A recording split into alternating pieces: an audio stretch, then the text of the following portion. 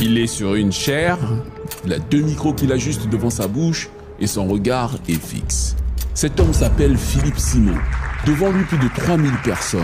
Des entrepreneurs, des rêveurs, des curieux, des sceptiques. Certains ont fait des heures d'avion pour arriver là, d'autres juste quelques stations de métro. Tous venus pour une promesse, le retour. Mais lui ne voit plus la foule. Il voit les visages dans la foule. Ceux qui l'aiment, ceux qui doutent et surtout ceux qui l'attendent au tournant. Dans la première rangée, il y a un jeune homme qui a payé pour une formation et qui espère encore que son rêve devienne concret. Un peu plus loin, une femme qui note chaque mot, prête à juger chaque faille. Derrière les caméras, il y a des journalistes venus guetter le moindre faux pas. Le petit tremblement de voix qui confirme leurs soupçons. Le roi est lui. Sur ses épaules, Philippe porte bien plus qu'un micro-cravate. Il porte 150 ans d'histoire de mutilation.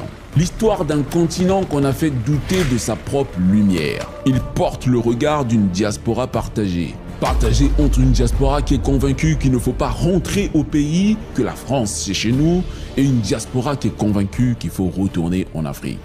Cette diaspora un peu perdue, cette diaspora